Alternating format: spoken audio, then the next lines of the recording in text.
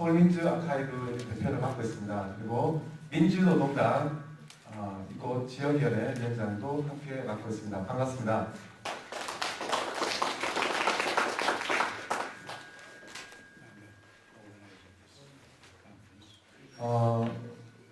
오늘 주제가 이제 아랍의 봄인데요. 여러분들 이제 국내에서도 이 아랍의 봄, 2010년 작년 12월 달부터죠. 시작된 아랍에서의 여러 가지 민주주의에 대한 요구, 갈망이 분출하면서 튀니지에서 시작이 됐죠. 튀니지에서 시작된 거세찬 아랍 민중들의 항쟁의 역사를 한 획을 그었던 그런 투쟁들을 길어서 아랍의 봄이라고 이렇게 이름을 일컫습니다. 오늘 그 주제를 가지고 이렇게 오늘 이집트 사무총장, 사이다 사무총장님을 모시게 됐는데요. 우선 먼저 우리 만두 하바시, 이집트 사이다 사무총장 만두 하바시를 소개시키도록 하겠습니다. 여러분 큰 박수 많이 주시고. 그리고 우리 오늘 함께 진행과 그리고 우리 통역까지도 이렇게 맡아주시고 또 여러 가지 지금 이집트에서 진행되고 있는 상황에 대해서 함께 이끌어주실 선생님이십니다. 우리 연세대학교 정치학과 교수님이시고요. 우리 윤정인 교수님 함께 소개시켜드리도록 하겠습니다.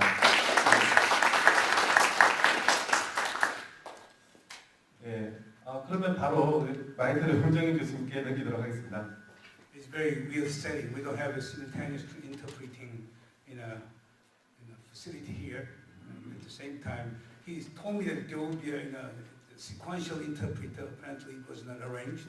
Therefore, I volunteered to be both moderator as well as interpreter. Okay? And I'll be asking questions to Mr. Habashi. Okay?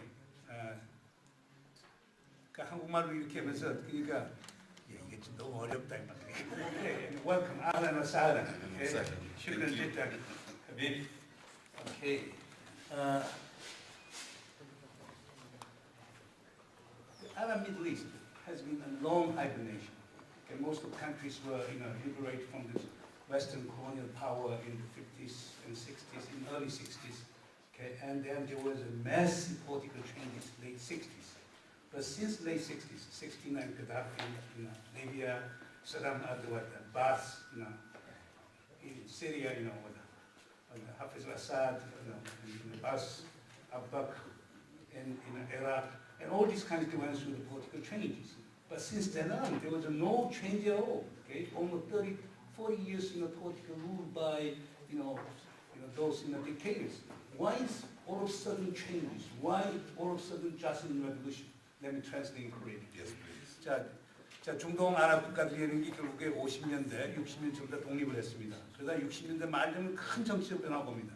시리아에서 하피즈 아사드가, 69년에도 가다피가 또 리비아의 정권 잡고, 이라크에서는 또 바트 당이 또 정권을 69년에 잡고, 이런 식으로 해서 큰 체인지가 왔는데 69년, 70년 이후 최근까지 전혀 정치적 무풍지역이었습니다.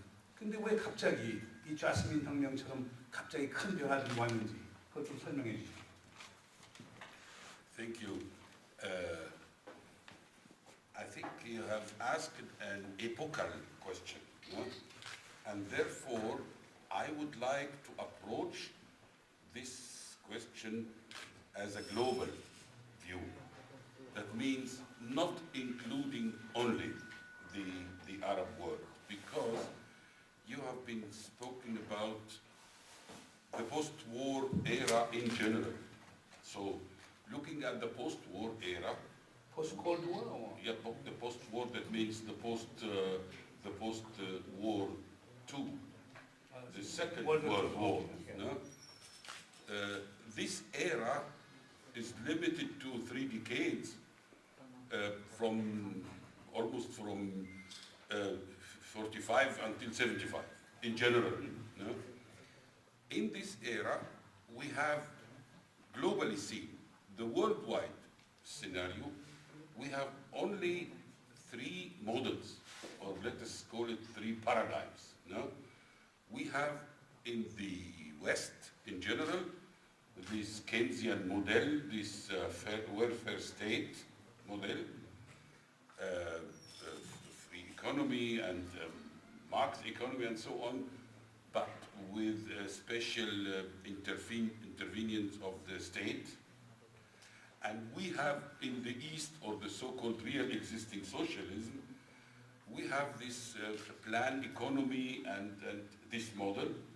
And we have in the global South in general, in which we can locate also the Middle East and the Arab world, this so-called populistic national liberation systems in general, also in Asia. This era was very significantly signed by the Bandung era, in which also Egypt was a global player in this sense. And this experiment or this paradigm has shown its limits few years later. And this is not only in the Arab world or in the Middle East. As we are going to see here, there are many, many similarities between Egypt in particular and South Korea. What is the time frame of that one? What is the time frame for that? For this, I'm 45 to 75, 3 decades. Okay. Yeah. 가만히 있어, 내가 알아서. 지금 제 질문에 대해서 아주 중요한 질문이라고 생각합니다. 근데 이 질문이라고 하는 것은 세계 자본주의 분업 질서의 변화하고 연결시켜서 봐야 될 것입니다. 1945년에 이제 소위 2차 대전이 끝났고 2차 대전 이후에 전 세계는 세 개의 큰 패러다임이 경합을 했습니다. 하나의 패러다임이라고 하는 것은 시장 경제라고 하지만 기본적으로 케인지언 패러다임이고 국가가 경제에 개입을 하면서 경제를 이끌어 나가는 자유시장 경제 패러다임이 한 패러다임이고 다시 또 동구 측에서는 사회주의 계획 경제라고 하는 패러다임이 있었습니다. 그러나 이거고 이제 별도로 하나의 새로운 세 번째 패러다임이 있었는데 이것은 제3세계의 민중주의적 패러다임이라고 얘기를 할 수 있겠습니다.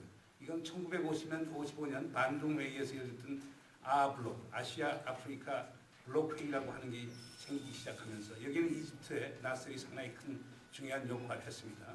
그래서 이 나셀이 중요한 역할을 하면서 이 민중주의적이고 반외세 그리고 반제국주의적 이런 그 경제 운영 패러다임이 있었는데 이 세 패러다임의 경합이 저는 1945년부터 1975년까지 계속되었다고 믿고 있습니다.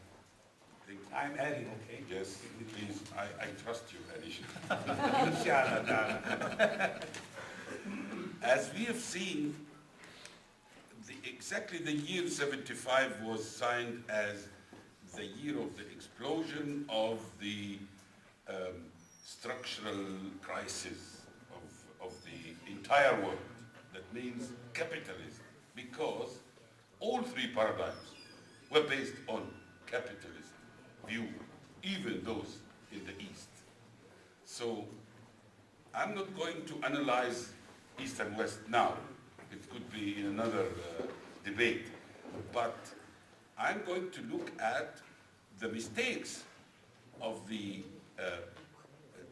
liberation movements, populistic liberation movements of the South in general, the global South.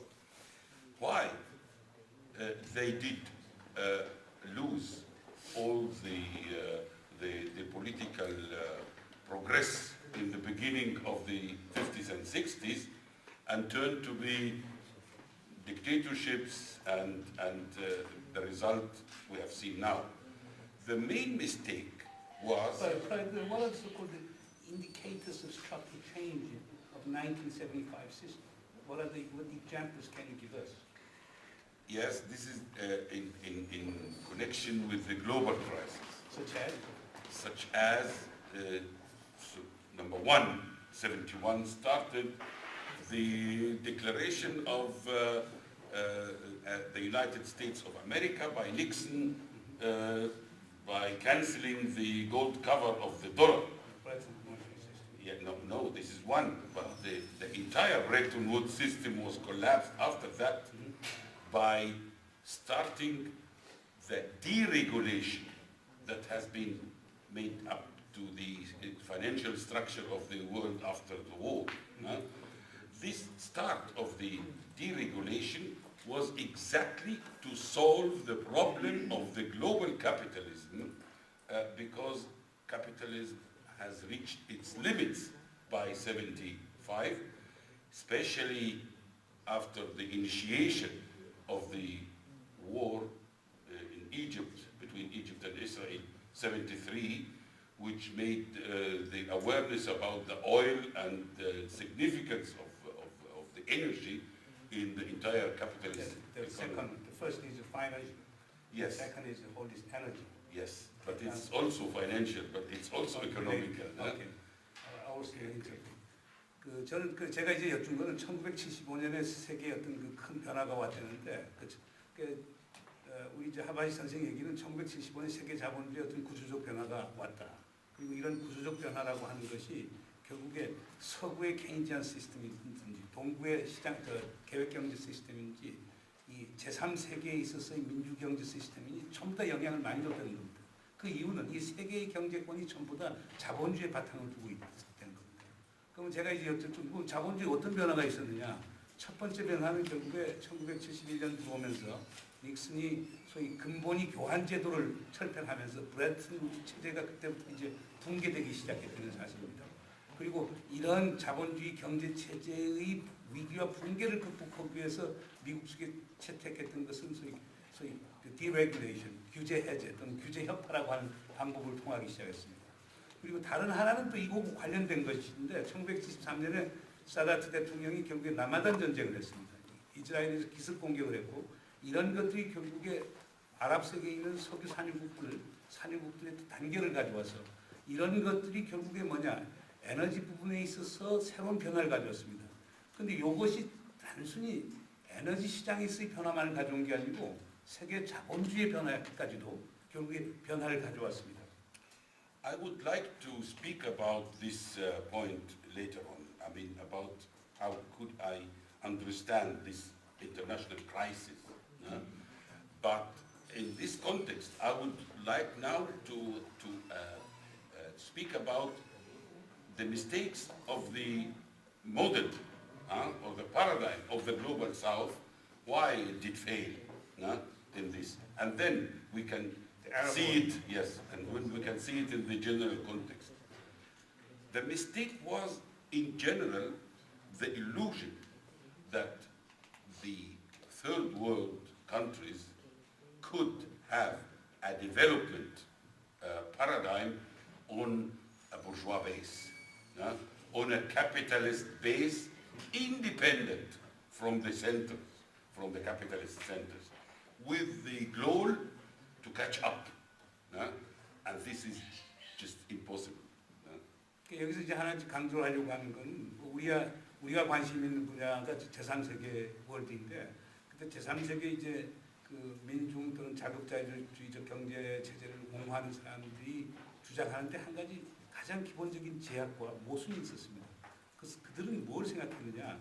제3세계 경제가 세계 자본주의 분업 질서에 통합된 가운데에서도 제3세계의 그 발전을 가져올 수 있다라고 믿었던 데 기본적인 문제점이 있었던 것입니다. 그러니까 저는 기본적으로 그건 하나의 환상이라고 봅니다.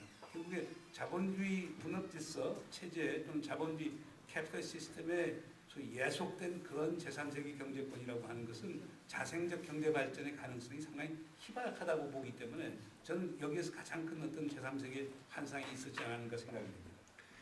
And I would like to draw your attention to some historical fact that Egypt, especially Egypt, was the first and only country that started to emerge on a capitalist base in the 19th century. And about this special model, Karl Marx has written quite a lot, analyzing what happened in the 19th century between Egypt as an emerging country, the first one, and the West in general, the colonial powers of the world at that time, and how they destroyed this emerging model with the war in 1839, the colonial powers at that time, saving the Ottoman Empire and getting Egypt back to its limits as a third world country and not an emerging country. And that is this theory that shows the so-called colonial cut. That means after establishing or after getting the capitalism in power in the world, they have made a club and closed this club. And it was not possible for any other non-capitalist country to join this club. That, 여러분 잘 모르시는지 모르겠습니다만은 에집트의 경우는 이 19세기에 아니죠. 그러니까 그 모하메드 알리라고 해서 파샤들 그러니까 오토만 제국의 이제 수도에서 파견한 그 파샤인데 그 모하메드 알리가 있었을 때 결국 이집트라고 하는 게 19세기에 이미 자본주의의 소위 맹아가 뿌려졌었고 그 자본주의적 발전을 하려고 썼는데 그때 서구 열강주의, 식민주의 열강주의 결국 에집트의 소위 자본주의로 전환을 사실상 봉쇄했습니다. 서구 국가들이라고 하는 것은 자기들 중심의 자본주의 클럽, 이 클럽은 상당히 배타적 클럽이죠.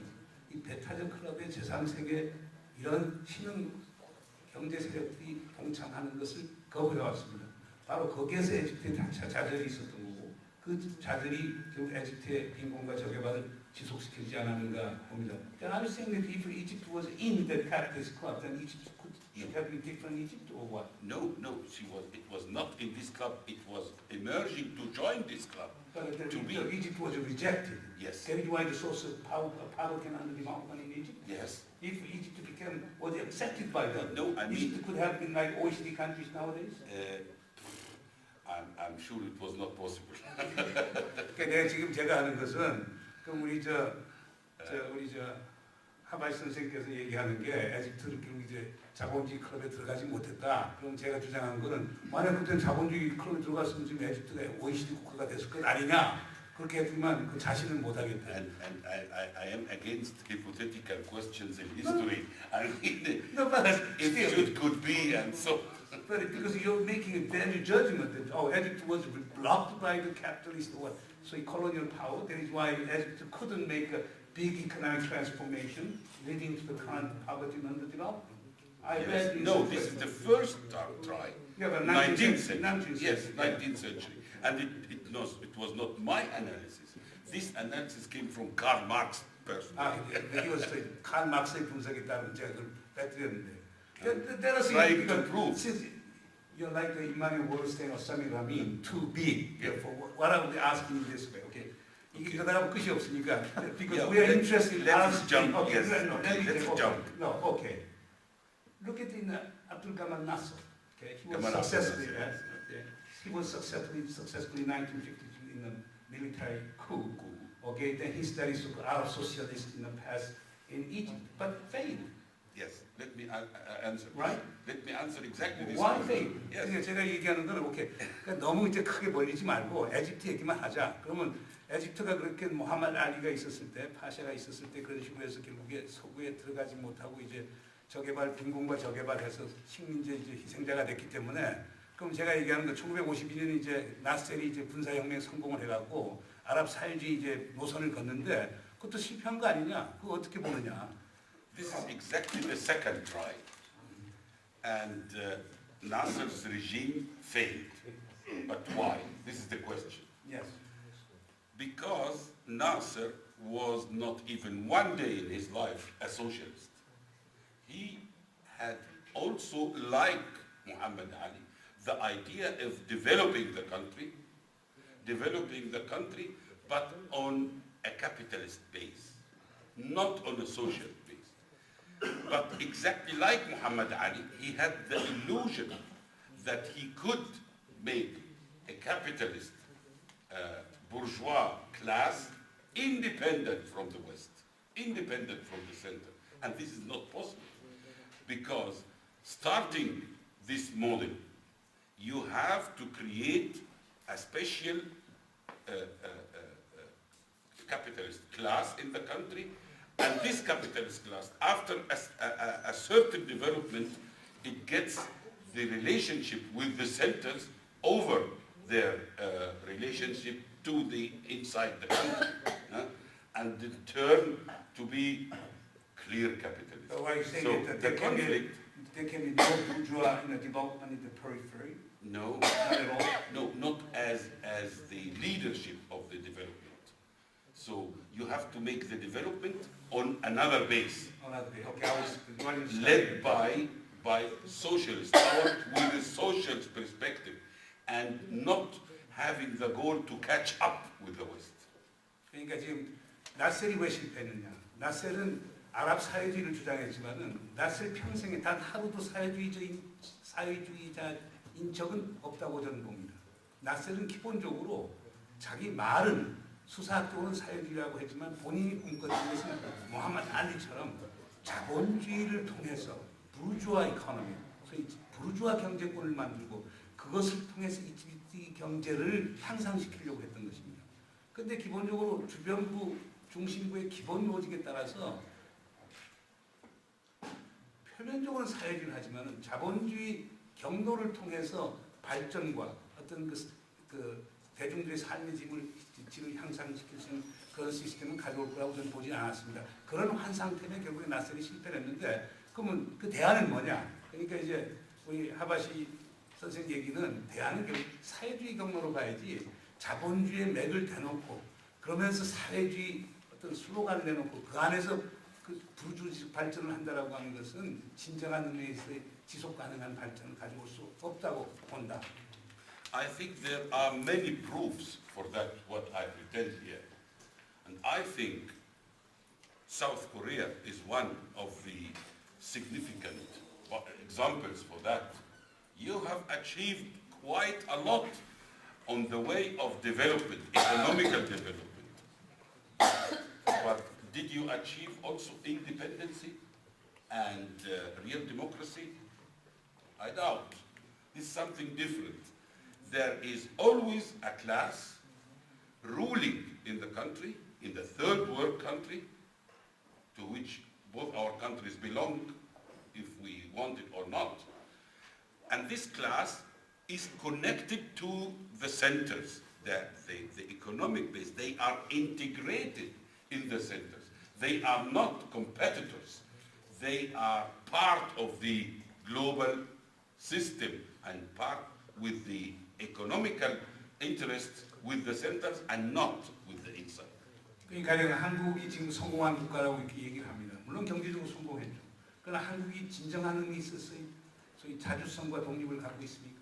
한국이 진정한 민주주의라고 하는 게 있다고 보십니까?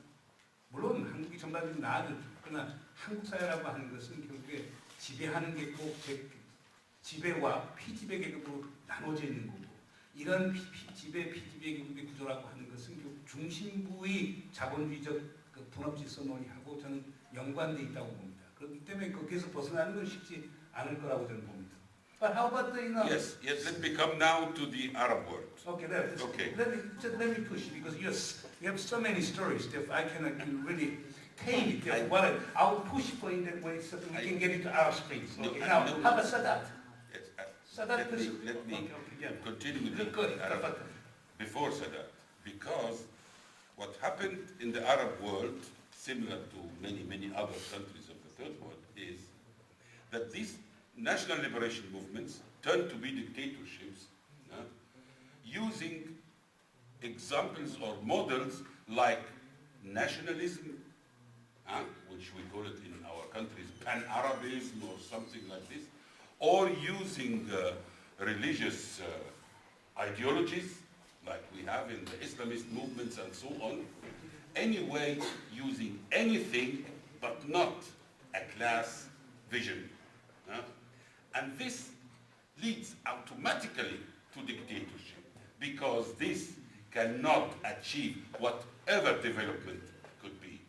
And then this class, after a while, it's not capable to keep power without direct, brutal dictatorship. To keep in power with that. 그러니까 제3세기 특히 아랍 세계 같은 경우는 민족 해방운동들을 많이 했습니다.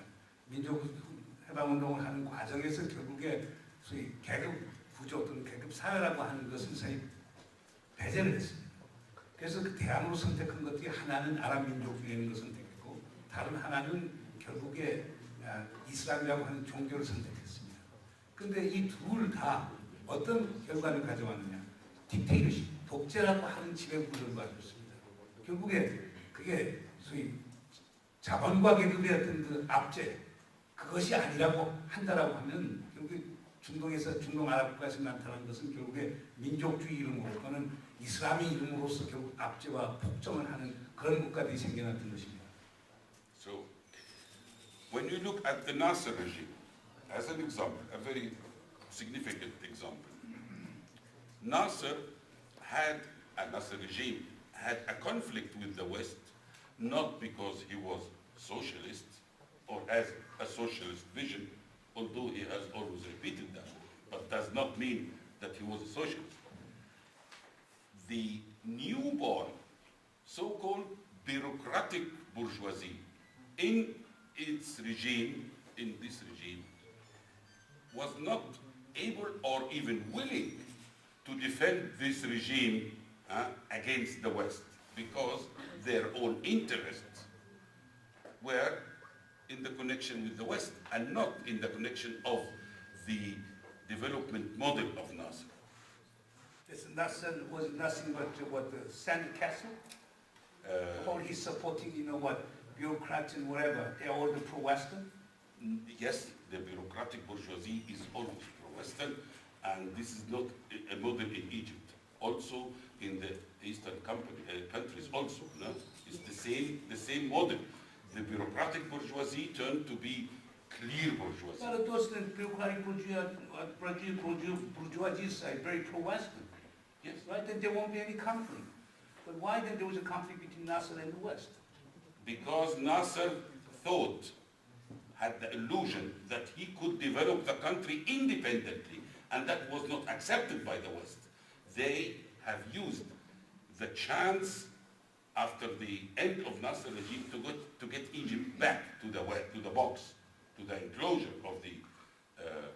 그러니까 나셀 대통령이 당시에 결국에 사회주의 노선을 걸으면서 에집트의 독립과 자유를 주장했고 그렇게 해서 서구에 각을 세우는 접근을 했습니다만 결국 실패했는데 실패한 이유는 나셀을 위해서 일하던 관료들은 기본적으로 부르주아 관료들입니다. 부르주아 관료들은 기본적으로 서구와 연대가 되어 있습니다. 그러니까 이들이 they are betrayal of those bureaucratic bourgeoisie. 그러니까 이런 소위 관료적 부르주아들이 배신 때문에 나셀이라고 하는 건 실패할 수밖에 없었고 그래서 결국 이집트는 다시 결국으로 서구 자본주의로 갈 수밖에 없었던 거라고 저는 봅니다. I think also in this place I can say that the conflict between the West, the global North in general, led by the United States, and regimes like, for instance, Iran, is not because of socialism, but because of independency. Exactly like the conflict between the West and a regime like Yugoslavia, after they have given up socialism, but they wanted to still independent, to make an independent development discourse, which was not possible because of this kind of newborn bourgeoisie. 그러니까 우리가 여기서 주목해야 될 것은 이집트도 그렇고 이란도 마찬가지입니다. 뭐 이란이 서보고 각을 세우고 서로 적대적으로 된 게 기본적으로 사회주의를 했기 때문에는 아니지 않습니까? 결국에 이란이 독립, 인디펜던스를 찾으려고 합니다. 그리고 서구는 자기들이 자본주의적 지배구조 하에서 그건 허용될 수 없기 때문에 그렇기 때문에 이란에 대해서 적대시 하는 것 아니겠습니까? 그렇기 때문에 여기서 봐야 될 것은 결국 이건 사회주의 문제가 아니고 제3세기 독립 문제하고 관련이 된다고 봅니다. But anyhow, I think we're getting really astray. Therefore, now get to the point. Why there has been such a, the Arab Revolution or this Jasmine Revolution? I know all this capitalist origin, okay, of all these structural contradictions in Arab world. Yes. But still, why not before? Why just last year, November and January this year? Why? What is this? Because these kind Can you of go with I number can't 1, say- 2, 3, 4, 5? Yes. Okay, number 1. No, these kind of revolutions, or I call it uprisings, because they Not are revolution. not yet. These are the Yeah, start yeah. of a revolution. 제가 해준 거는 이제 너무 이제 길게 얘기하지 말고. Intifada. 그러니까 그러니까 이제 지금 아랍 세계에서 이렇게 자스민 혁명 같은 거 온 이유는 가장 큰 이유가 뭐냐? 하나, 둘, 셋, 넷, 다섯 얘기를 해달라. 그랬지만 우리 이제 하바시 선생님께서는 이건 혁명은 아니다.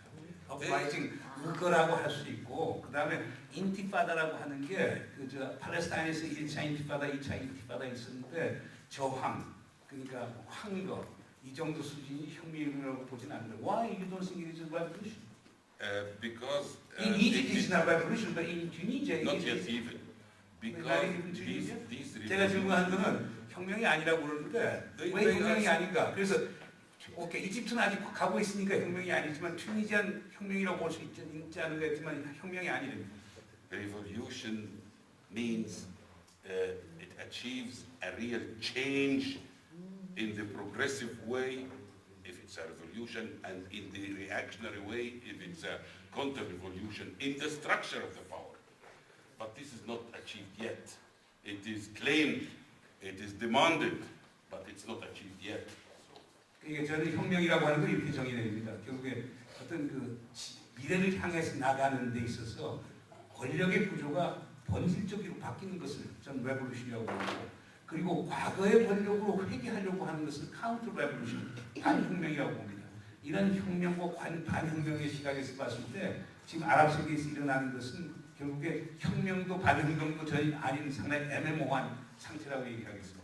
So, in case of Egypt, for instance, all kinds of this uprising, they need time to ripe because they came always not out of nowhere, but they are the logical result of a long period of accumulation, of protest, of increasing tension in the society, and so on. This accumulation reached a turning point, like Hegel said, and turned to be something qualitatively new. This is the uprising. And in Egypt, for instance, many NGOs, they have scanned the protest movements in the last 5 years, only 5 years since 2005, and they came out of 5,000 protest movements per year. Since Kifaya movement. Since the start of Kifaya, yes. 그러니까 지금 우리가 가령 이집트 예를 한번 들어보죠. 이집트에서 일어나는 현상 중에 있는 게 어느 날 갑자기 일어나는 것처럼 생각하지만 저는 그렇게 생각하지 않습니다. 이집트 사회에 있어서의 긴장과 모순이 그동안 축적되어 왔고 축적되어 왔던 것들이 표출된 거라고 볼 수밖에 없습니다. 이집트는 2005년부터 키파야 무브먼트라고 해서 소위 enough is enough. 그러니까 허스니 무바락이 충분히 30년 이상 해먹었으니까 그만 해먹으라고 하는 그 키파야 운동이 되는 게 번역입니다. I'm just adding some more elements. Yeah, I know it. 키파야 운동이라고 하는 게 벌어졌는데 그 이후에 이집트에는 거의 매년 5,000회 이상이 데모들이 NGO에서 이루어지고 있었습니다. 그렇기 때문에 이번에 일어난 현상이 되는 게 하늘에서 갑자기 떨어진 게 아니고 구조적 모순에서 결국 나타난 현상들이 축적돼서 나타난 표출이 이번에 있을 정치적 변화라고 얘기할 수 있겠습니다. I think Kifaya was one of many hundreds of similar movements and protest movements. All of them, they had local demands and special demands for the factories or peasants or whatever. But after a while, they started to raise also political demands, and this is new until this explosion of January 25th. 그러니까 지금 아까 키파야 운동이라고 하는 게 이제 허스니 무바락 이제는 그만하고 이제 소위 물러나라고 하는 그 하야 운동 벌였던 것들도 수백 개 일어나는 어떤 그 정치 사회 운동 중에 하나였는데 그러나 그러니까 2005년 이후에 큰 변화라고 하는 것은 사회적인 욕구에서 정치적 욕구로 상당히 아젠다가 변화했다는 것입니다. 그런 점에 있어서는 정치 사회적인 변화 자체가 결국 움직이고 있었다고 볼 수가 있겠죠. So, Then okay, can you just for the sake of time, can you come up with the 4 most important reasons why this uprising took place? 제가 얘기하는 건 그러면 여러 가지가 많겠지만 한 4개 정도만 가장 중요한 이 uprising의 이 저항 황거의 이유를 4가지. Can you come up with 4? I mean, first of all, the people have reached a level of impossible life because of lack of income. According to the statistics of the World Bank of 2009, Egypt had 42% under the poverty line, and the half of them under the severe poverty line, which is $1.25 a day. That means the people were not able to survive. Half of 42%. Yes. That means the half of them is under the severe poverty. Absolutely. And I personally, I joined a demonstration in front of the building of the Prime Minister in Cairo downtown on September 3rd, 2010. A demonstration of workers came from all over the country, and it was about 3,000 workers, and that was a huge number at that time. And I have still, until today, the flyer they have spread with the title, we want wages to reach the poverty line. That means that the working people. 뭐 가장 큰 이유는 제가 볼 때는 결국에 부와 소득의 불평등 구조를 얘기할 수 있거든요. 특히 빈곤의 문제가 가장 큰 문제가 되죠. 월드뱅크의 최근 보고서에 따르면 이집트 전 인구 한 8천만 인구의 42%가 빈곤 라인에 있고 그 42% 중에서 절반에 해당하는 숫자가 absolute poverty, 절대 빈곤에 속한다고 이렇게 보고 있습니다. 그러니까 그건 상당히 심각한 문제죠. 그러면 전체 8천만 인구 중에 상당히 많은 숫자가 결국에 절대 빈곤 속에 있는 건데 이 정부가 이걸 하나도 치유할 수 없는 입장이라고 저는 생각합니다. 그래서 아무래도 작년 9월 2일 이번에 혁명이 일어나기 전에 제 자신이 우리 사회당에서 결국에 그 전 이집트 노동자들이 동원이 돼갖고 당시 수상실 앞에서 한 3천 명 정도가 모였습니다. 그 당시 노동자 3천 명이 모인다라고 하는 것은 상당히 혁명적이고 획기적인 일이었습니다. 그때 요구한 게 자기들이 요구한 게 그겁니다. 이집트 노동자의 임금 수준을 빈곤층을 탈피할 수 있을 정도의 임금 정도로 좀 올려달라 이렇게 요구한 바가 있습니다. Okay, there is one first one. Yes, second. yes. Second. Poverty. I'm very draconian moderator. No, don't worry. You know, we have three categories of demands of this movement. They are very known and written and repeated and everywhere. One category is about democratizing of the society. The other category is about justice. And the third, but not least category, is socio-economic demands. 그러니까 지금 에집트 지금 이 혁명과 관련돼서는 세 가지 큰 어떤 시민들의 요구가 있습니다. 첫 번째 요구는 이집트의 민주화입니다. 두 번째 요구는 이집트의 사회 정의입니다. 소셜 저스티스입니다. 세 번째 요구는 경제 사회적 처우의 개선입니다. 이 세 가지가 하여간 이번 이집트 정치 변혁의 가장 큰 시민들의 요구 사항들이었습니다. Everybody knew exactly since 2005 that it cannot continue like this. Everybody knew this. Things were going down rapidly. In a dictatorship, the apparatus of oppression, they are protected from any kind of accountability towards any authority. So with the time, they got their own dynamic, working for themselves, and not following only political activists, but following everybody, making examples without any reason, and so on. And this was spread in the entire society. 그러니까 이집트 같은 가장 큰 문제는 이런 문제였죠. 결국에 그 억압 기제, 어떤 폭정의 기제라고 하는 것이 누구의 말도 듣지 않고 원래는 사실상 뭐 그 대통령 얘기 들어야 되는 거고 뭐 국회도 거기에 또 저항을 할 수 있고 해야 되는데 이들이 계속 힘이 커지면서 그 자체의 동력을 갖게 되면서 이것을 제어할 수 있는 시스템이 전혀 갖추지지 않았다는 겁니다. 그렇기 때문에 여기 토키오 police and security force, right? 무카바라, And Amnid Dawla. 아무리 나오라. 그러니까 이제 거기서 State 정보부하고 security. 스테이시 정보부하고 그 다음에 이제 무카바라토 이제 비밀 경찰이라고 하는데 이런 세력들이라고 하는 게 자체의 생명, 자체의 조직, 자체의 동력을 갖고 움직이면서 단순히 어떤 정치적 반대 세력뿐만 아니고 이 시민들 일상생활 일거수일투족을 전부 다 감시하는 이런 식의 어떤 그 폭정의 기제 이런 것들이 가장 큰 어떤 변수가 아니었는가 생각이 듭니다. And don't forget that the mobilization for this movement started in the middle class.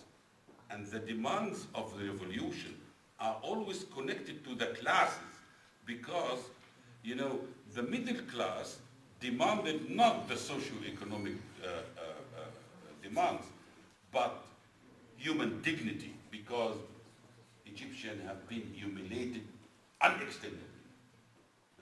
So the middle class demanded this against the dictatorship and humiliation and so on. And when the lower classes joined the movement and made the real change in the power, they started the demands of socio-economic character. 이집트 같은 경우는 복합적이라고 볼 수가 있겠죠. 결국 이집트 정부에 대한 요구는 사실상 정치적이었습니다. 그것은 중산층에서 왔습니다. 중산층이 원했던 것은 휴먼 디그니티, 인간적 존엄성, 어떤 정치적 참여의 근거 이런 것들 상당히 요구를 했던 거죠. 근데 여기에 바로 소위 하층 기층민들이 또 여기 참여를 했습니다. 기층민들이 요구했던 것은 결국 경제적, 사회적 소위 여건의 증대, 삶의 질의 증대였죠. 이러면서 중산층과 기층민이 연합이 되면서 이 에집트의 정치적 변혁이라고 하는 것은 힘을 받게 되었던 것입니다. And the dictatorship was so demagogic, had become so demagogic that even could not convince a child anymore. So in the first stages, they have always fraud our elections, but at least they have tried to make a regime, cosmetic or something like this. In the last elections, 2010, they did not even take care about the regime. They have fraud everything brutally in front of everybody, not even trying to hide the fraud. No? So that was provocating to even the lower classes. They could see that. No? 이집트 그 호스니 무바락 정부의 가장 큰 미스테이크라고 하는 건 혹세 무민 정책을 폈는데 심지어 거리에 조그만 어린아이들까지도 그것을 믿지 않을 정도였습니다. 근데 그게 가장 그 도화선이 됐다는 것은 작년도에 이제 총선이 있었는데 총선에 하도 선거 부정부패가 많았었습니다. 그 모든 이집트 사람들이 그 부정부패에 대해서 다 알고 있음에도 불구하고 정부는 그것을 덮으려고 했거든요. 그러니까 정부의 발표라고 하는 게 시민 어느 누구에게도 결국에 그 정통성을 찾을 수가 없어요. 거기에서 결국에 그 호스니 무바락 정부의 권위 체제는 무너지기 시작하고 그래서 시민혁명이 그 성공한 것 아닌가 생각합니다. One of the main demands in the socio-economic and justice term is minimum wages. And the connection between minimum wages, ratio between minimum wage and maximum wages. Because we have today minimum wages of about $30 a month, $30 US a month. And the demand was, since 1 year, to raise the minimum wage to be $200 a month, just to survive. Yeah? Not able to buy a shoe, but to survive. But anyway, also connecting the ratio between minimum wage and maximum wage, we demand 1 to 15. And the term maximum wage, maximum salary, We don't have such a thing. yes, because we are talking here of the minimum wage concerning all, but the maximum salary concerning only public money. Because the ratio between minimum and maximum of the public money in Egypt today is 1 to 36,000. That means you have quite a lot of public servants working in Iran, for instance, or in the army, or in the Ministry of Interior, or in whatever key positions of the state, they get at the end of the month, every month, something like $500,000. Dirham in dollar? Yes, from the state's case, from the state. Nah, it's impossible. Yes, it How is. can it happen It with is. the US dollar? It is, you know, and it's not a secret what I'm telling. For instance, the editor-in-chief of Al-Ahram, which went to pension about 4 years ago. It was published many times. He was one of the supporters of the regime, one of the key How much positions. did it get? He got £3 million a month, which means about $600,000 a month from his job only. Okay, 그러니까 우리 It's an example only. 그러니까 이번에 이제 사실 가장 큰 소위 쟁점이 됐던 것 중 하나는 결국에 이제 임금 문제입니다. 그 이집트에서 지금 최저임금이라고 하는 게 월 30불입니다. 그러니까 우리 지금 사회당을 포함해서 노동자들이 요구했던 것은 그걸 월 한 200불 정도만 좀 올려달라. 그렇게 얘기하는데 그렇게 하면서 결국에 그럼 최저임금을 30불에서 200불 정도 올려주고 그 다음에 맥시멈 그럼 샐러리 제일 많이 받는 친구들 그러니까 그걸 좀 들어달라. 그러면 도대체 샐러리 제일 많이 받는 친구들이 뭐냐? 이게 전부 다 공공기관에서 일하는 사람인데, 자 내무부에 일하는 사람들, 그 다음에 군에서 일하는 친구들, 알아람이라고 해서 지금 이집트의 제일 큰 소위 관영 뉴스페이퍼죠, 알아람이라고 하는데 거기서 일하는 사람인데, 그래서 제가 구체적으로 물어봤어요. 또 지금 그 사람 맥시멈이 얼마로 하는 거냐? 한 예로 알아람이 이집트에서 가장 큰 일간지인데. 거기 편집장이 최근에 리타이어 했는데 펜션으로 받는 게 $60만 US예요. 매월. But I think that's exaggeration. No, it's published anyway. 맞아요. Yes. 그러니까 이게 그 60만 불 매월 봉급이 60만 불 만드는 게 이미 출판이 있다. 이미 소위 리포트가 된 거라는 겁니다. 그러니까 그 공적 자금이 그런 식으로 최대 지원 지지하는 친구들이 그렇게 가고 일반 우리 노동자들이라고 하는 것은 월 30불 받는 것 이런 불평등 이거 소셜 저스티스의 문제인데 이 불평등 구조에 대한 저항이 엄청 극대는 거죠. I will tell you something that was published about 2 months ago only. I mean, after the uprising. 이게 최근 2달 전에 보도된 거랍니다. To show you that it is not exaggerated what I'm saying, because 그러니까 제가 그 과장 아니냐? 어떻게 60만 불 받을 수 있느냐? 그러니까 one of the arrested criminals with Mubarak and his family is the former Minister of Interior, you know, no? Was now in front of the court. Mm-hmm. No? So they had to get another Minister of Interior, no? A new one, complete new one. So they got this one. And this new guy, sitting in the chair of the Minister of Interior, has to get his salary after 1 month of service, no? The first salary. And he was shocked to see how much?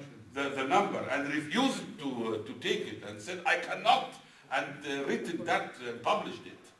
How much? It was about $300,000 per month. per month. 그러니까 He refused. 이번에 그 정권이 교체된 이후에 그 새로운 이제 내무부 장관 임명을 됩니다. 그 새로 임명된 내무부 장관이 봉급을 보니까 쇼크를 받았대요. 한 달 봉급이 30만 불이에요. 그래서 이 새로 임명된 그 내무부 장관이 너무 미안하고 창피스러워서 그거 자기가 서명해서 그걸 받으면 바로 이제 보도가 될 건데 그 정치적으로 자기 큰 부담이 된다고 해서 본인이 안 했다고 할 정도이니 그 정도로 에집트의 퍼블릭 섹터라고 하는 게 에집트의 공공부문이라고 하는 게 그렇게 corrupt. I mean, the word corruption has got another dimension after arresting this clique of Mubarak and so, and the media started to follow up the investigations and so on. Everybody knew that the system is corrupt, but nobody could dare to imagine what a corruption. 그러니까 지금 에집트 문제는 이제 부정부패가 큰 문제라고 그러는데 이 단순한 부정부패의 문제가 상상을 초월할 정도의 부정부패라고 하는 것을 요즘 이집트 시민들이 발견을 해갖고 World champion. 그 에집트의 부정부패는 세계 챔피언이다. Okay, what else then? No? I think all, now since time is getting short and we might have to get to some answers. Okay, then now let me just ask you a very blunt question. According to all these newspapers and my interview, particularly those your party, Socialist Party, and working group have a very little influence in the process of this change. Why all secular, liberal secular guys? It's not true. It's not true at all. Then what is it The entire movement is in its soul and spirit left. And that is the problem, because the people have started now the second revolution because they felt their movement has been pickpocketed out of them. Do you have any institutional, because we all know that these political demonstrations in Egypt were very spontaneous rather than linked Nothing to is spontaneous. No. the Ikhwan Muslimin or the No, party and all this kind of let me summarize this in a short, very short. Okay. 이건 지금 상당히 중요한 부분인데 제가 얘기하는 건 지금 No. 그래서 제가 얘기하는 지금 이집트 사회당이 상당히 중요하다고 지금 얘기를 쭉 하는데 내가 듣기에는 이번 정치운동 자체가 상당히 소위 자생적이고 스폰테니어스하고 무슨 특히 뭐 종교단체나 정당하고 연계가 된 게 아니고 그리고 사실상 이 이집트 사회당 같은 데 힘이 별로 없는 것 아니냐. 그러니까 우리 지금 하바지 선생은 그 아니다. 이번 운동 자체가 레프트다. 응? 좌파 쪽에서 된 거다. 나는 그 믿지 못하겠다. Okay, you elaborate. Listen, I will tell it in style of a telegram, and waiting for your questions later.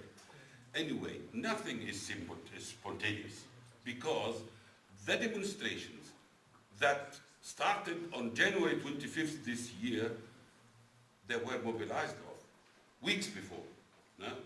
But of a huge number of organizations, of individuals, of NGOs and committees and whatever, no? Because they have mobilized just for a demonstration. And in the mobilization phase, the ceiling of demands was too low because the people promised themselves to join as much as possible from the street. When you make the ceiling high, you cannot expect everybody to join. No? So nobody started the mobilization for the drop of the regime, no?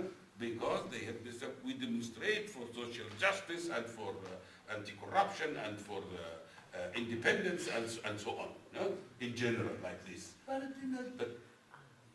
there are too many leaders in Egyptian Muslim movement.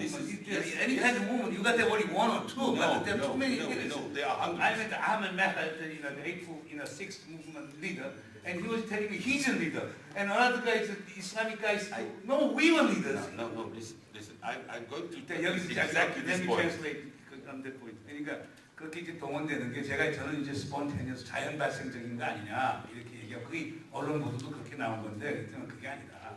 그 전에 우리 뭐 당도 포함하고 NGO도 포함하고 이미 상당히 많은 우리 조직들이 동원체제에 들어갔고 거기에다 더 많은 숫자를 가지고 위해서 결국 소셜 미디어 같은 걸 통해서 동원을 한 것이지 어떻게 조직 동원 체계 없이 그렇게 많은 사람이 나온다는 건 가능치 않다. 그러니까 제가 이제 반론을 편 거는 모든 이런 사회운동이라는 건 리더가 있어야 되는데 에집트 경우는 리더가 너무 많더라. 그 사륙 그 그룹이라고 있어요. 그 젊은 친구들 중에서 한 친구들 거기 그 아만 마하라고 하는 친구들 잘 아는데 그 지가 리더다 이렇게 얘기하는데 what is your answer to that? There are too many leaders. Yes, there are too many leaders. In Korean there is a Korean proverb. Yes. Too many leaders, sheep go to the mountain. No, it was easy to mobilize the people to against something. So against this regime. So it was easy. And therefore, the entire mobilization took place in the cyberspace, in social media. internet. And therefore, I told before, it is initiated by the middle class, because cyberspace is not the case of the lower class. Okay? So, when the demonstration started, the regime followed the plan A. Demonstration comes, we help them, and they go home. But this time was different because the mobilization has chosen a date which was a holiday because it was a Tuesday, but it was the National Day of the Police. And the police should be celebrated at this day because of its perfect performance. And that's what provocating for the people, for the common people. No?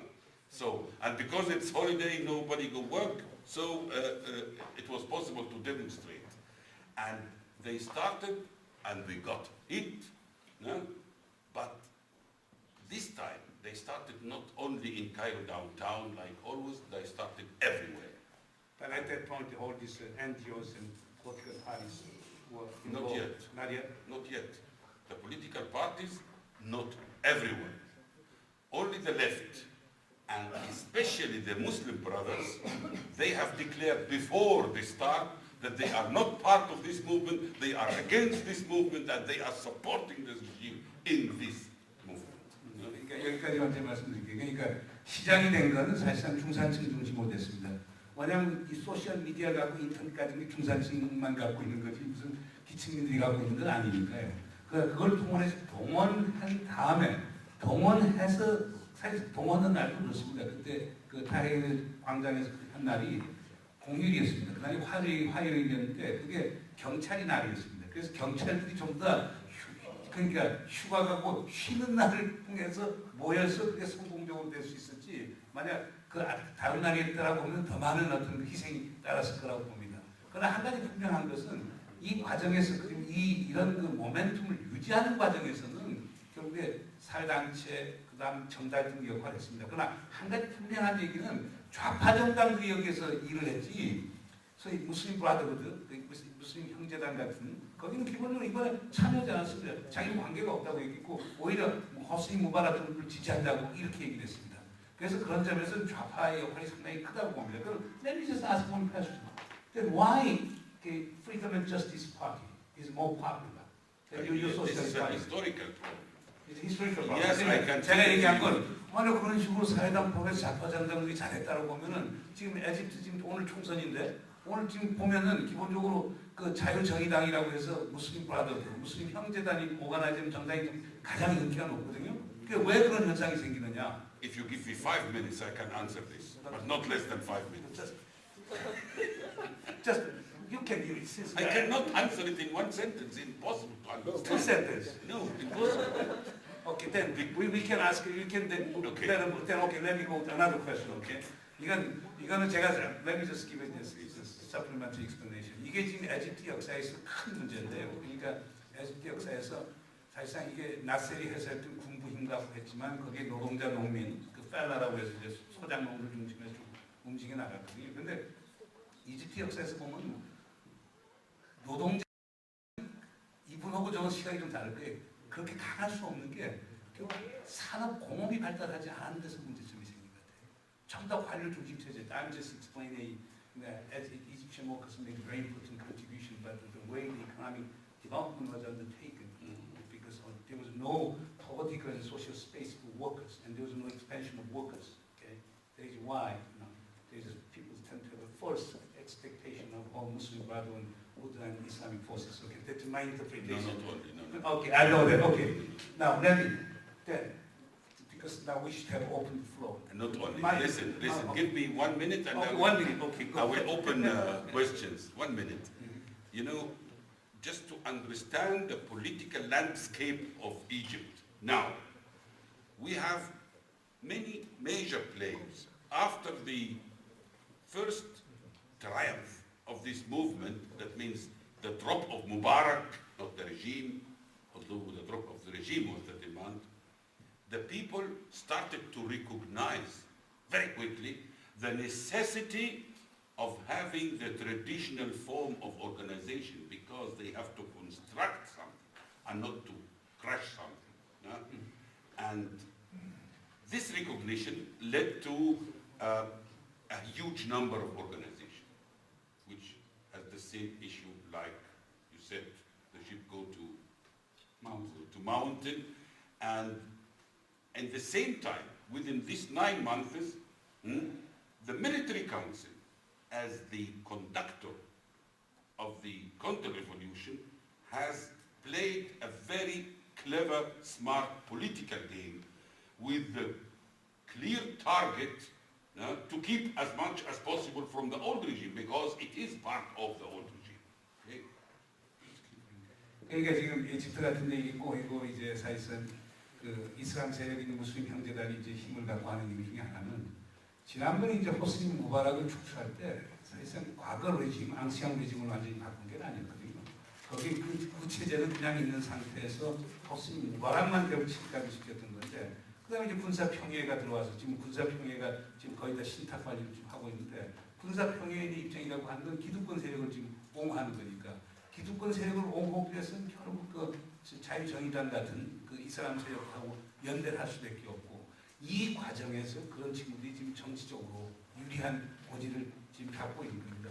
그럼 what is my last question on you? I'm not finished with the minute. No? So, who are the players on the arena in Egypt now? We have the Islamists, and we have the nationalists. We have they are blocks. We have many Islamists as a block. We have many nationalists as a block. We have another block. We call it liberal conservatives. No, so No socialists? no, these are left. This is another block. And then we have another block which is called the Mubarakists, because they are still in power, and they have organized themselves, and they have never lost the complete How about the organization. Neo-Wafd? Neo-Wafd. The Neo-Wafd belongs to the liberal conservative bloc. No? And then last but not least, we have the military camps. 그러니까 지금 이집트의 정치 지형을 보면 말입니다. 지금 상당히 지금 어려운 게 여러 가지 지금 경합하는 블록도 있습니다. 이슬람 블록이 하나 큰 블록이고, 그 안에 여러 파들이 있습니다. 두 번째는 민족주의 블록이 있고, 그 안에도 여러 파들이 있습니다.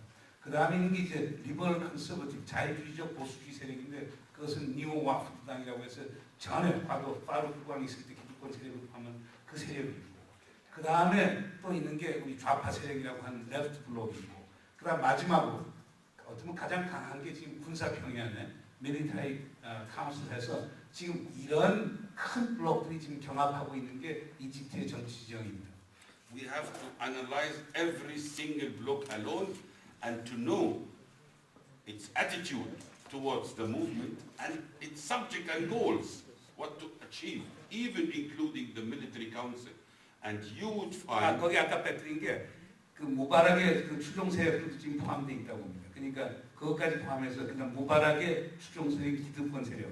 그러니까 이슬람, 민족주의, 그 다음에 자유주의적 세속주의, 그 다음에 무바락 추종 세력, 그 다음에 좌파 세력, 그 다음 군사 평해 세력, 군사 세력. 6개 세력이. And the left. And I include the left, yes.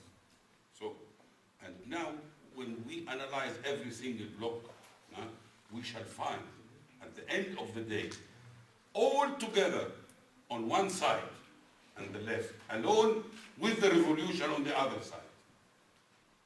그러니까 에집트의 어떤 it's a dilemma or paradox. It's both. I mean, it's dilemma and paradox. 이집트의 딜레마이자 파라독스는 결국에 뭐냐? 아까 그 7개의 세력 중에서 소위 혁명을 한 민중과 좌파만이 한쪽에 있고, 나머지 제도화된 정치 세력이라고 하는 건 우리의 반대편에 서 있다는 사실입니다. And it's perhaps a nice date. Our election started today. Yeah, I told you. And the people started 9 days ago a new movement, which is not less than the first one, because they felt that this movement has been stolen, and they recognized also that these coming elections are exactly the crown of this conspiracy. 그러니까 오늘 지금 총선이 시작되어 있습니다. 근데 9일 전부터 결국에 새로운 그 큰 데모가 시작이 됐는데, 그 이유는 이집트 민중들이 결국에 이번에 선거라고 하는 것은 자기들이 이룬 모든 것을 뺏어가는 거예요. 그리고 그들은 지금 엄청난 배신감을 느끼고 있습니다. 그러니까 이것은 상당히 두고 봐야 할 것이라고 생각이 됩니다. Why don't we take some questions from the floor? Yes, we do, but One more? Okay. one last. Okay. problem is, and this is not necessarily specific Egyptian, that elections, such elections, are always made by money. Yeah, and I think you have also your experience here. But especially in the case of Egypt, after 60 years of no elections, of dictatorship, Real elections. You have elections, right? no, but I mean, Real real elections. elections. No? Elections in the Egyptian consciousness is an occasion to gain a sack of rice or something like this, but not to give your vote. I mean, nobody trusts this. In this case, no, money is the factor of elections. And all these political powers I have mentioned, all of them, they are now swimming in money. Only the left is the poorest. Yes, I mean it. It's not meant to be a joke. It's a fact. 지금 60년 만에 60년 이집트 역사상 60년 만에 처음으로 그냥 50년 But we 혁명 have the street. 처음으로 선거다운 선거를 지금 하고 있습니다. 근데 이번 선거의 요체는 뭐냐? 금권 선거입니다. 근데 이 좌파를 빼놓고 모든 다른 당이나 블록들은 지금 돈 속에서 수용을 하고 있습니다. 그만큼 돈이 많습니다. 우리 좌파만 돈이 없습니다. 그러나 우리는 돈은 없지만 스트리트, 거리에 있는 민중들은 우리 편이라고 생각합니다. 그래서 박수 한번 주시죠. 자, 이제는 프로에서 질문 같은 거 있습니다. 우선은 그동안 이 통역을 맡아주신 우리 나한테 교수님께 다시 한번 박수 한번 부탁드립니다. 통역 오셨으니까 잘 이야기해서 그냥 쉽게 하는 그냥 하는 스포츠는 그냥. 두 분이서 계속 하시죠. 자, 그러면 지금까지 이제 지금 이집트 상황에 대해서 그리고 또 전체 아랍 혁명에 대해서 이제 좀 전반적인 얘기를 들었는데요.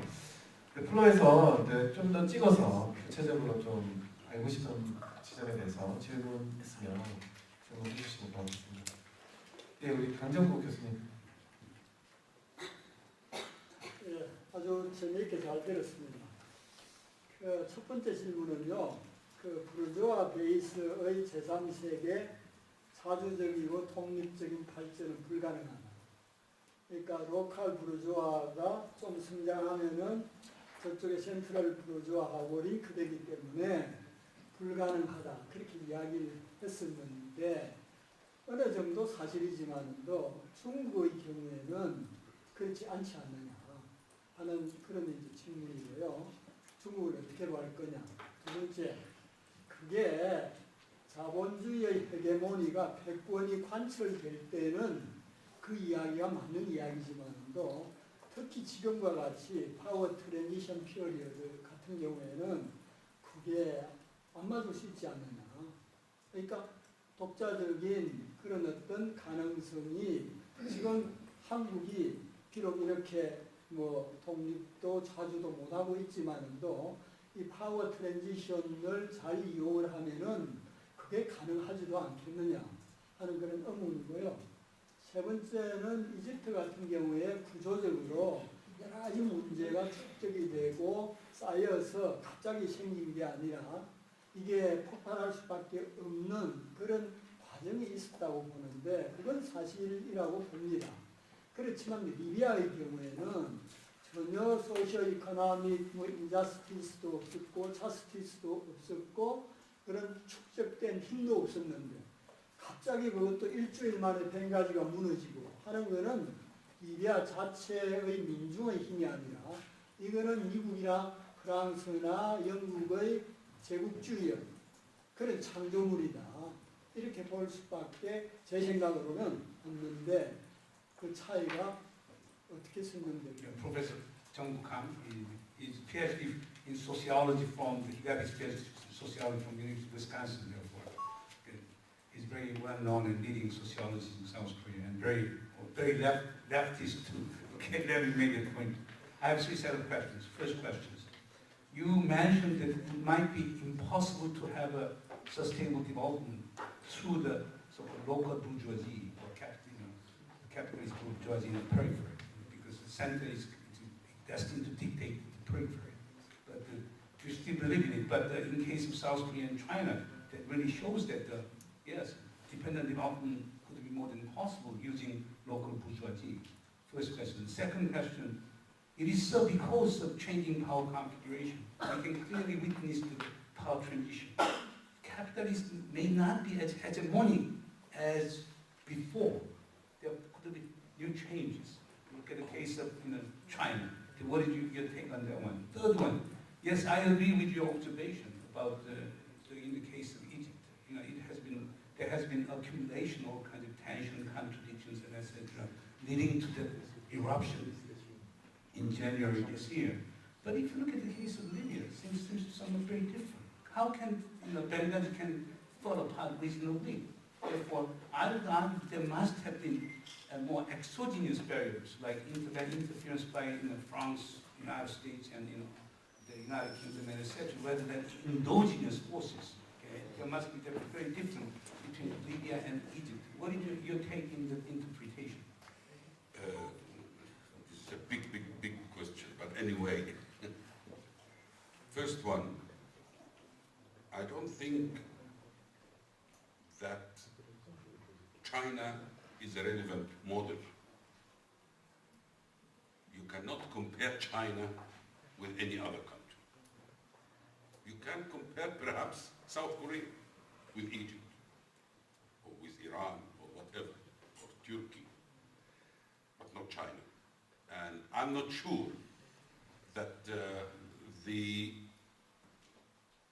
development model of China is sustainable or will continue like this, because I'm aware of debates now within Chinese intellectual society that the cost of this development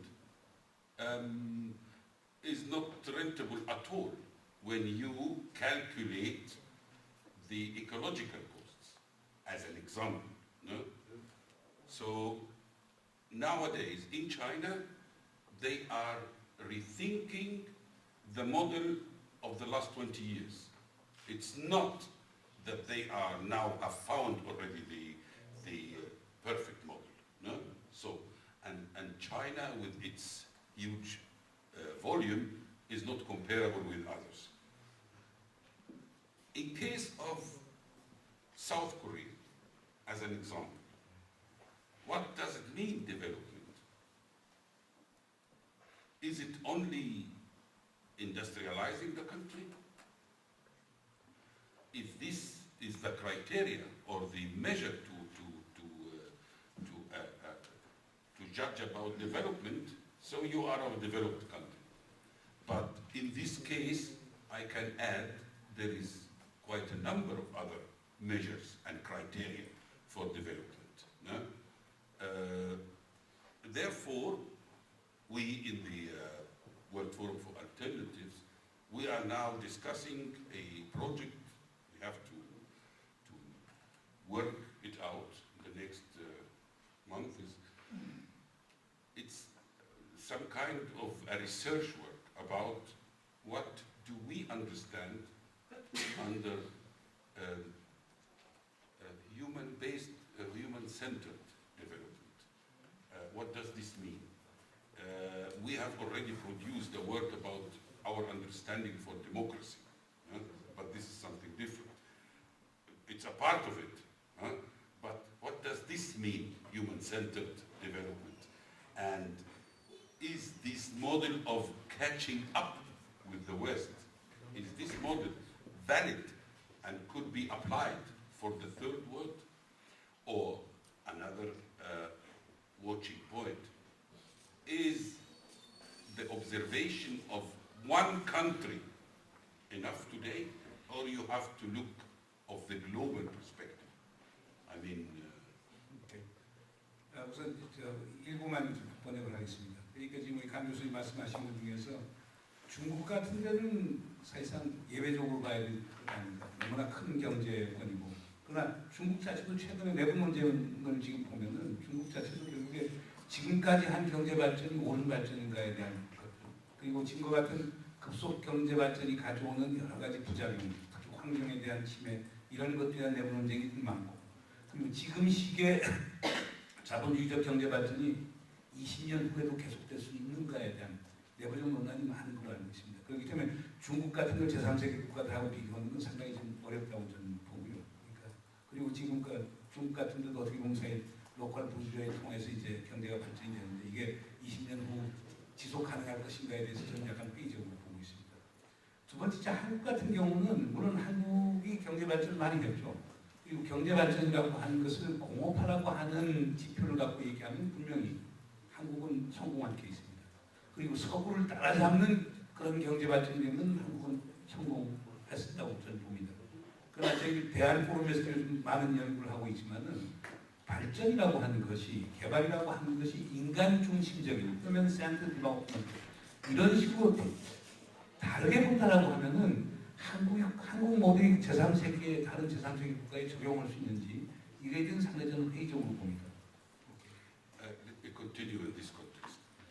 The discussion about democracy is now a little bit deeper than before.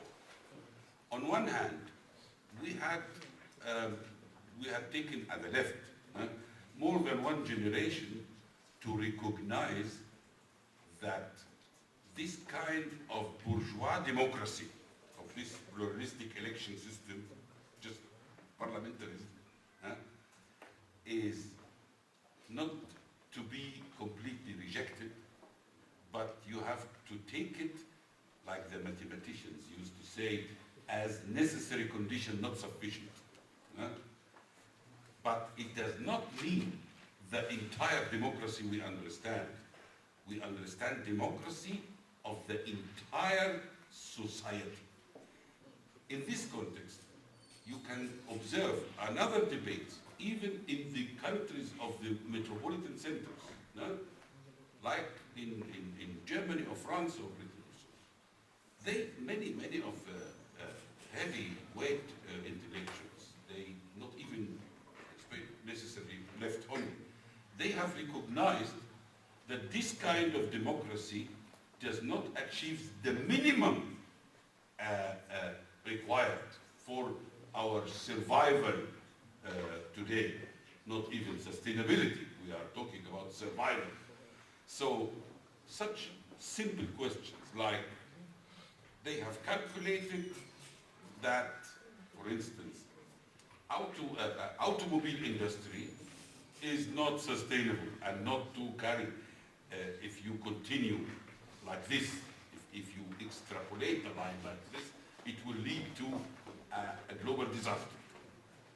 But in the same time, they are not able, even in the West, not only to stop it, but even to reduce it or to make the railways a competitor.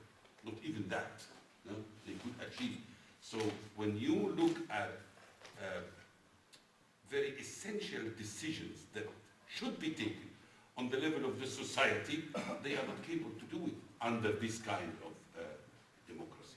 그러니까 우리가 뭐 민주주의 얘기도 많이 하고 있는데 뭐 다원적 민주주의라든가 노예 민주주의 이런 얘기를 많이 하고 있는데 과연 서구의 소위 선진화된 그 민주국가들 보면은 이 민주주의라고 하는 게 아주 한 국가의 중요한 결정적인 의사결정에 그렇게 적합한 것이 아닌 문제 같은 게 나올 수가 있다고 저는 봅니다. 가령 자동차 산업 지금 많이 하고 있지만 자동차 산업이라고 하는 게 지금 모든 여건을 봤으면 그렇게 바람직한 건 아닌데 철도가 대안이 될 수 있고 축한데 그러나 대부분 소민주주의 국가들 보면은 결국에 그걸 바꾸지 못하고 있거든요. 그런 점에 있다고 보면은 우리가 말하는 지금 선진 민주주의라고 하는데 그 민주주의 체제라고 하는 것이 그러니까 제가 이해할 때는 결국에 소위 자본주의사의 지배계급들이 결국에 소위 다원적 민주주의니 우회민주주의라고 이름하여서 자기들의 어떤 의사결정을 한다는 이제 그걸 함의하는 것 같습니다. How about the Libyan case? Because time is very short. Why don't you give a short? Libyan case or on any other case in the Arab world, there is no comparison.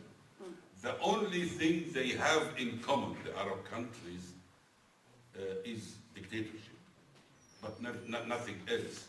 And if you compare these two neighbors, Egypt and Libya, there are paradoxically huge differences. Like, for instance, Egypt has the oldest state in human being history, and Libya does not have state yet. This is a fact. So you cannot compare them.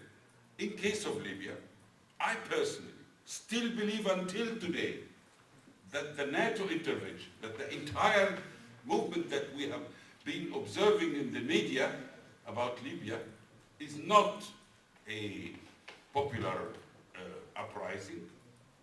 There are some fingers behind, and I think that the NATO is perceiving a very concrete goal out of this, and that is to return back the military base there.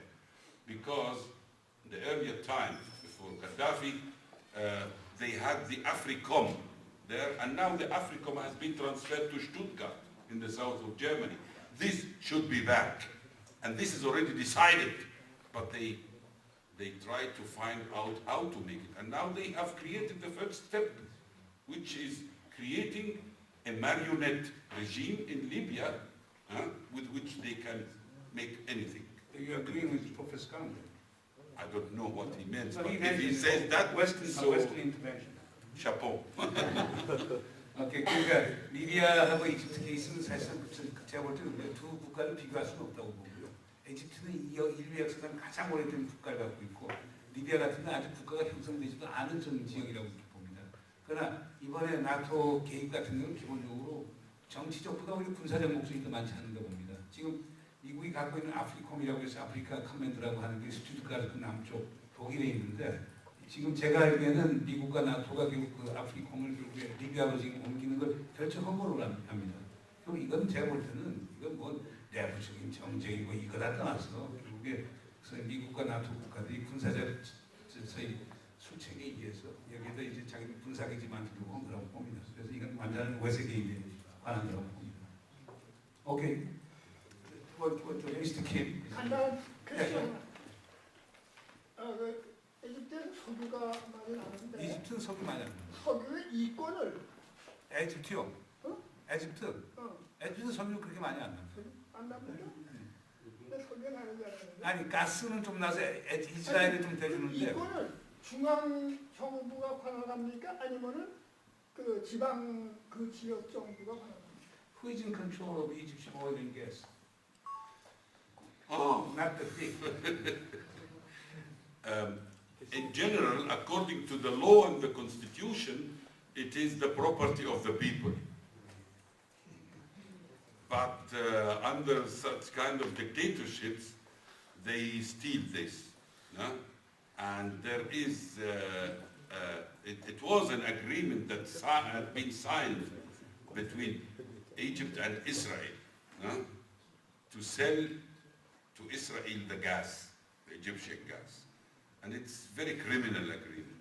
No? And you can see the dimension of corruption here. We don't have much of oil.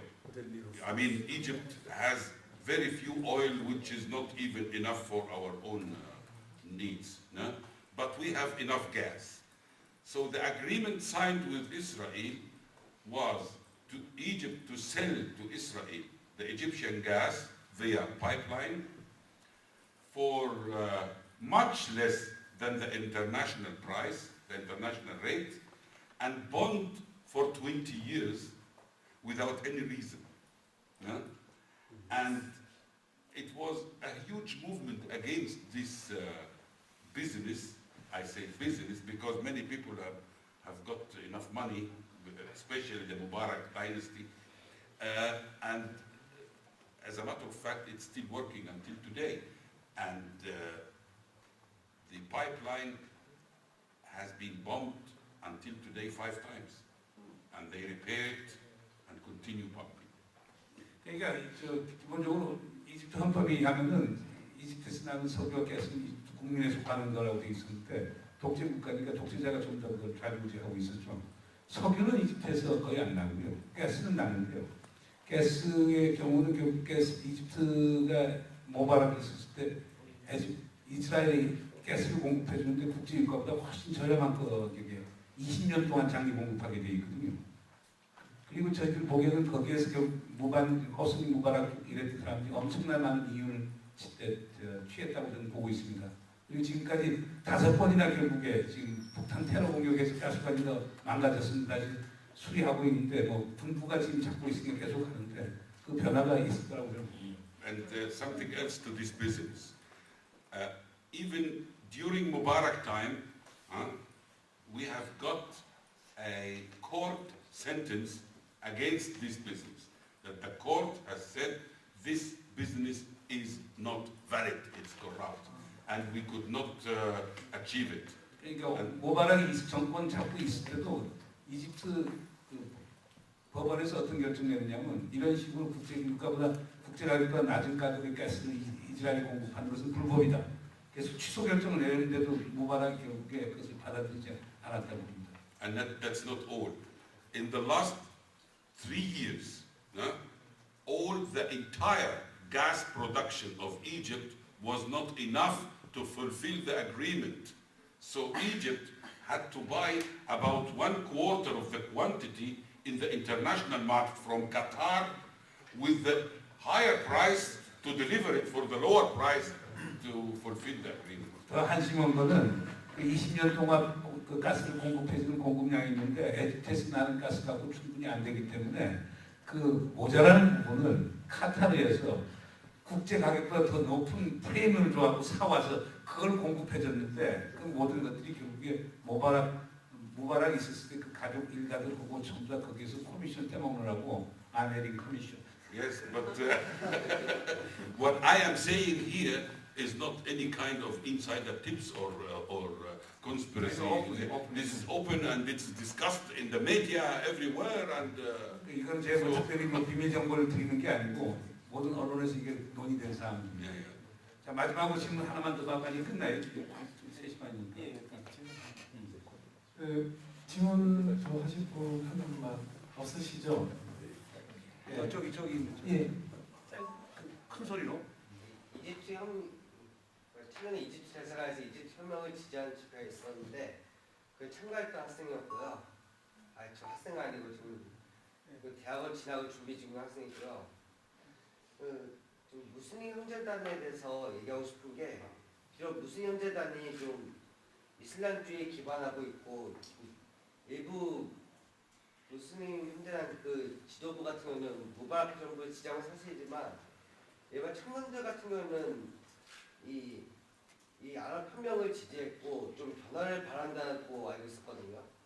실제로 그래가지고 그 무슬림 형제당이 주도해서 만든 자유정의당의 그 대표 같은 사람은 시위대에서도 쫓겨났다고 들었거든요. 지금 타이르 광장에서 쫓겨났다는데 이런 거 보면 그리고 청년들은 저 지도부에 대한 믿음이 옛날 같지 않다 그러고 이런 거 보면 무슬림 형제단도 굉장히 함께 할 수 있는 사람들 중 일부 아닐까라고 합니다. I participated in the whole pro-Egyptian, rally at the embassy of the Egyptian embassy in Seoul, Korea. I strongly support this.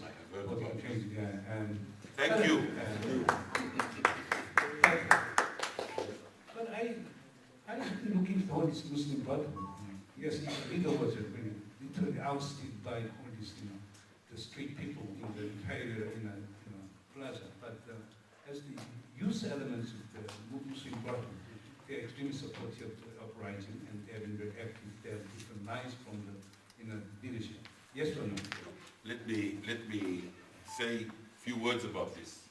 Okay? 의견 짧은 질문 간단하게 오늘 이제 핵심 포인트가 이제 지도 세력에서 이집트 혁명 관련해서 제국주의 배후설, 특히 이제 북부의 배후가 과연 제국주의인가? 이 점에서 좀 명확하게 간단한 질문, 짧게 해서.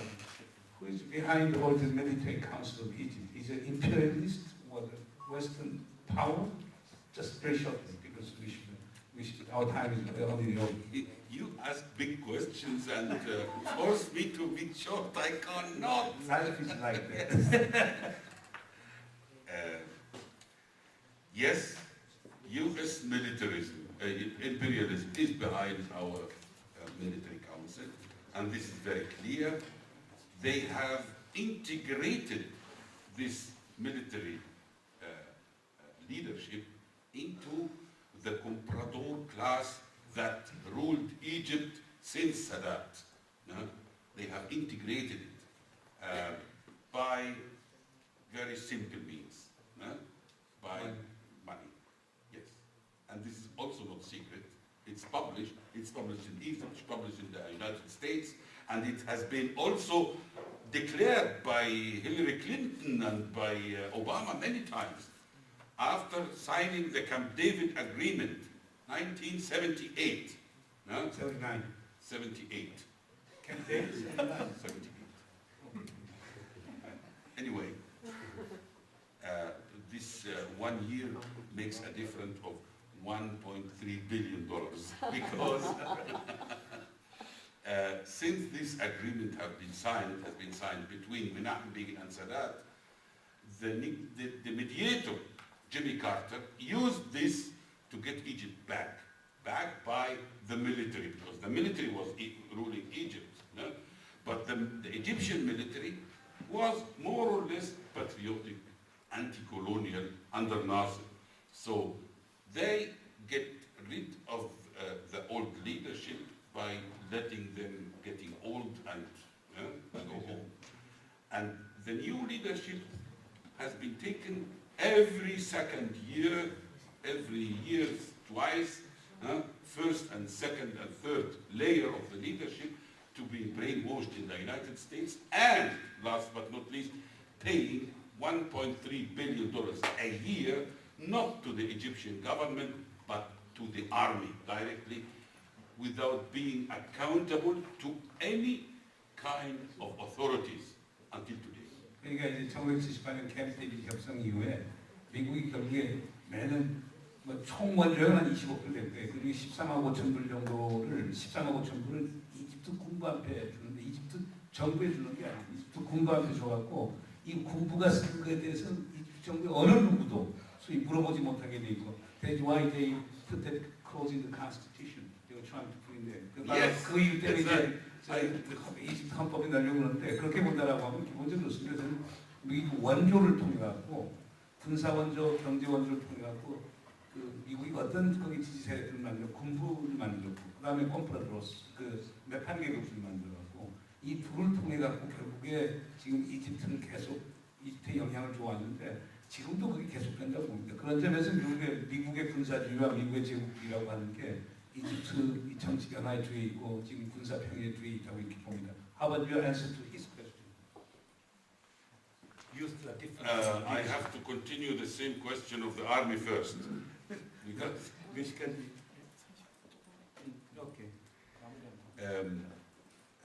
That means they have been integrated into this class by involving them in economy, because these payments were not to raise their military capacity, but to get them into economy. So economists nowadays in Egypt, they are estimating the share of the army leadership in the Egyptian economy by between 1/3 and 1/4 of the entire economy. So they are investing in real estate, in agribusiness, in touristic, in industry, whatever. So, and they are dealing with this, and they have their own treasures, not. 그러니까 이집트 군부라고 하는 게 참 이제 복잡한 문제가 그런 식으로 미국에서 원조 준 돈, 그다음 자기 자체 예산을 갖고 완전히 하나의 재벌그룹으로 성장했습니다. 그러니까 이제 건설 부분 투자, 그다음에 홍해 쪽, 웹스 쪽에서 이제 관광 부분 투자, 에그로 비즈니스에서 자기들 군인들 뭐 식량 뭐 그다음에 그 부식 제공하는 그거 한다고 만들어 놓고 일반적으로 들어가고 이렇게 해서 지금 경제학자들 평가는 적게는 이집트 경제의 3분의 1, 많게는 이집트 경제의 GDP의 3분의 2 정도가 군부에서 오는 것 아니냐. 그러니까 이 군부라고 하는 게 지금 괴물처럼 돼버린 거겠죠. So when they are defending now or trying to save as much as possible from the old regime structure, they are doing that to save their own ass, not because of whatever. No? They know exactly that they are the next. 그러니까 지금 이집트 군부가 그렇게 정치적으로 아주 이제 방어적인 태도를 취하는 이유는 뭐 그게 호스니 무바락을 받으려고 하는 그게 아니고 지들 뒷구인 걸 지금 막으려고 그러고 지금 말하면 지금 민중의 화살이 결국에 군부에 향하게 될 건데 이미 그게 일어나고 있습니다만은 이런 복합적인 문제가 있습니다. And the second uprising in Egypt that started 9 days ago on the Tahrir Square, and we are talking in Egypt about the Tahrir Squares because in all cities of the country we have the same situation. They are now demanding the drop of the military council directly. No? And 그러니까 9일 전부터 이제 제2의 이제 봉기가 일어나는데 민중 봉기 타겟은 이제 군부입니다. 그러니까 군사평에 해체하라, 군 손대라. 이게 카이로 타일 광장에서만 일어나는 게 아니고 전 이집트에서 지금 번지고 있습니다. And the military council is now facing this movement after they failed to crush it by violence and force. They are facing it by the elections. They said elections now and immediately, and we shall finish, and we'll make legitimacy. Everything is done. 그러니까 군이 민중을 아주 쉽게 봤습니다. 그래서 빠르게 지금 총선에 맞춰서 보고 자기들 요구를 그냥 반영시키려고 보고 그래서 이제 저항을 하니까 그것을 결국에 진압을 아주 폭력적으로 했고 희생자들이 나왔고 그래서 새로운 또 저항이 생겨나고 있는 건데 군이 민중을 너무나 쉽게 알았다고 저는 봅니다. Because when I said before that all these political parties are on one side, or political forces, including the military council, are on one side, and the left alone with the street on the other side, I meant this because we have in the country now exactly two discourses. The one discourse of the counter-revolution means the coming elections and the coming parliament is the end of the movement.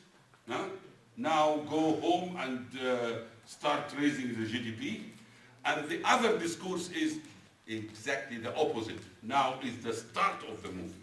우리 이집트에는 지금 정치 변혁과 관련된 두 개의 큰 흐름과 사고가 있습니다. 한 사고는 결국에 이번에 총선 끝내고 의회 시작하고 새헌법 갖고 그렇게 해서 데모하는 사람들 전부 다 집으로 돌아가서 이제 경제 생활에만 전념하자는 그런 안정지향적 세력도 있고 다른 한 세력은 무슨 얘기냐 이제야 시작이다. 이제야 시작이라고 하는 전자는 저는 반혁명, 지금 후자는 혁명색이라고 생각합니다. 대체 your discourse, right? Yes. I can answer his question now about the Muslim brothers. If you During the coffee break. Okay, thank you very much.